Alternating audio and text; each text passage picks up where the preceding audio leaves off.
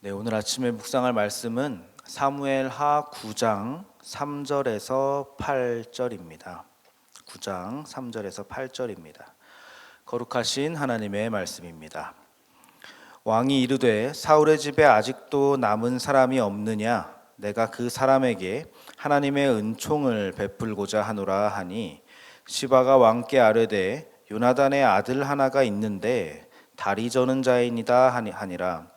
왕이 그에게 말하되 그가 어디 있느냐 하니 시바가 왕께 아뢰되 로드발 암미엘의 아들 마길의 집에 있나이다 하니라.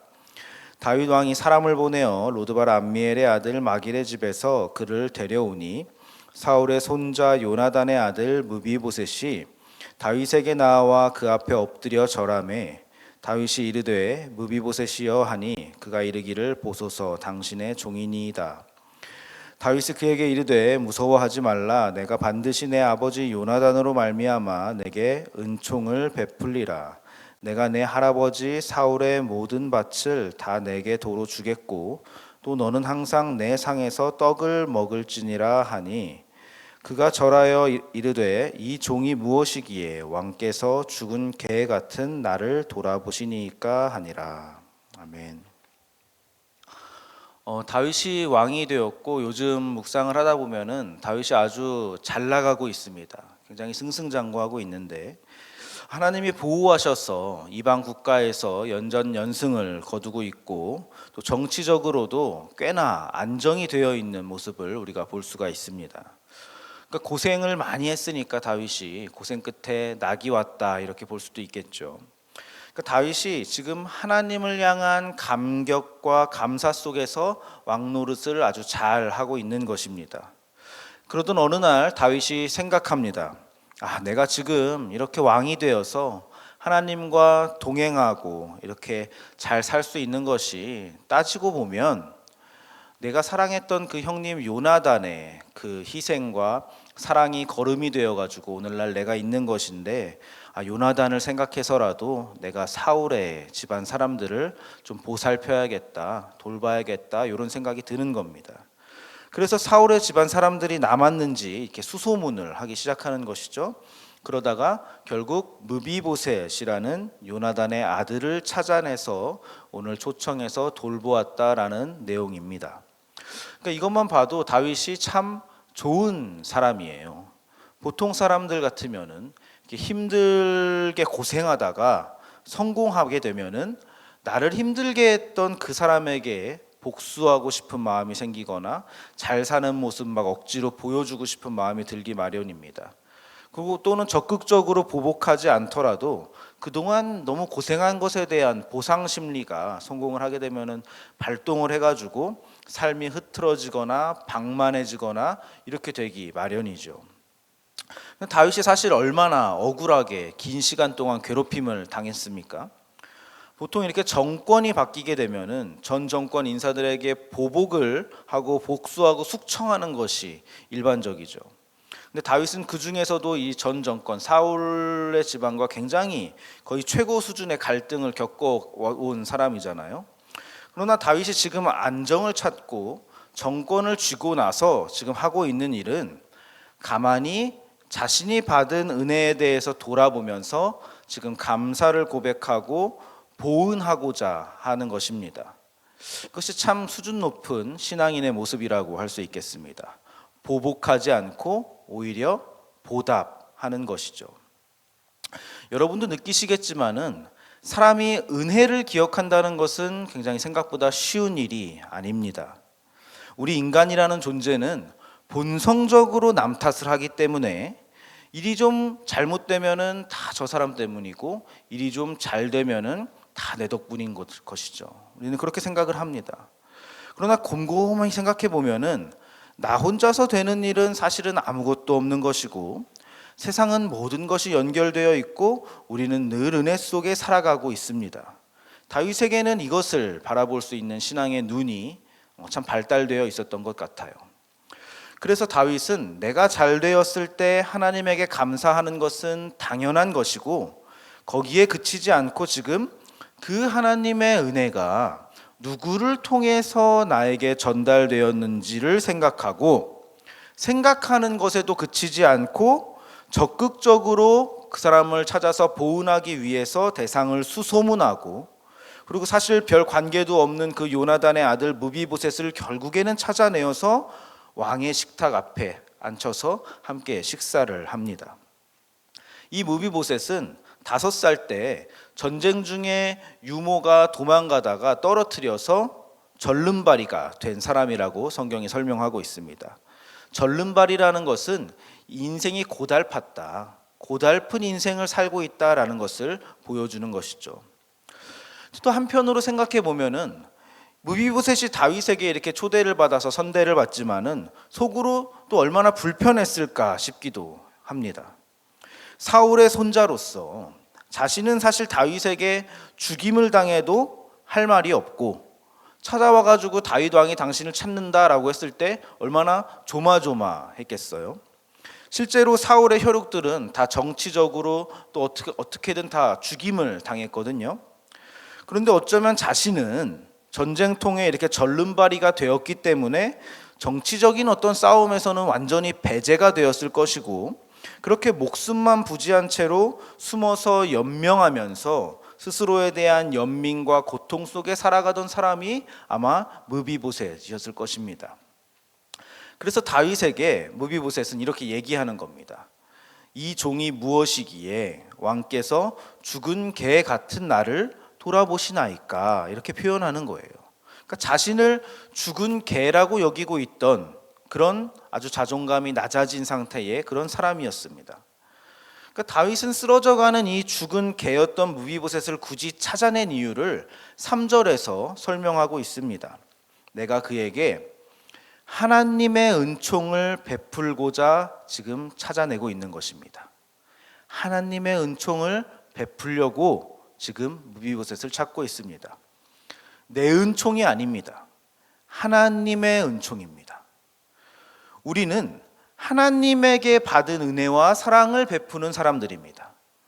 내 은혜와 내 사랑을 베푸는 것이 아니라 하나님에게 받은, 하나님으로부터 비롯한 그 은혜와 사랑으로 말미암아 우리가 그것을 다시 흘려보내는 사람들인 것이죠. 하나님을 모르는 세상 사람들도 어려운 사람들에게 얼마든지 베풀기도 하고, 또 가족끼리, 친구끼리 사랑도 많이 합니다. 그러나 우리와 세상 사람들이 그 똑같은 사랑의 행위를 하더라도, 똑같은 베푸는 행위를 하더라도 근본적으로 다른 이유는, 우리는 내 힘으로 만들어낸 것이 아니라 하나님에게 받은 은혜와 사랑을 토대로 그것을 밖으로 흘려보낸다는 점에서 우리는 다른 것입니다. 나로부터 비롯된 것이 아님을 알고 있는 사람들인 것이죠. 그래서 우리가 이웃 사랑을 한다는 것도 자칫 잘못 생각하면은 내가 내 사랑을 주는 것이다 라고 생각할 수가 있습니다. 그러나 정확히는 내 사랑이 아닙니다. 내가 받은 하나님의 사랑을 그대로 전달하는 것입니다. 내가 하나님에게 사랑을 받았기 때문에, 내가 하나님에게 은혜를 이만큼 받았기 때문에 내 이름이 아닌 하나님의 이름으로 은총을 베풀게 되는 것입니다. 우리가 주님께 받은 사람이라서 할 수 있는 일들이 되는 것이죠. 우리가 교회에서 이렇게 저렇게 사역하다 보고 이렇게 저렇게 일하다 보면은 어느 순간에 넋이 나가고 막 사람들 다 꼴보기 싫어지고 그렇게 번아웃이 오는 경우를 우리가 종종 경험하게 됩니다. 그것은 아마도 그렇게 되는 이유는 우리 마음에 이 사랑이라는 것이 수입은 없는데 자꾸 지출만 생기기 때문에, 그렇게 잔뜩 지출이 늘어나가지고 우리 마음이 텅 비게 됐기 때문에 그런 것이겠죠. 그러니까 계속 마이너스만 내다가 이 마음의 사랑이 파산이 나는 겁니다. 그러나 상식적으로 생각해 보면은 당연히 받은 것이 있어야, 내 안에 남은 것이 있어야 줄 수도 있는 것이죠. 내 안에 없는 것을 어떻게 주겠어요? 근데 내 안에 없는 것을 자꾸만 주려고 하다 보니까 우리는 가짜 사랑을 만들어내게 되고 가짜 행위를 하게 되는 것들 아닙니까?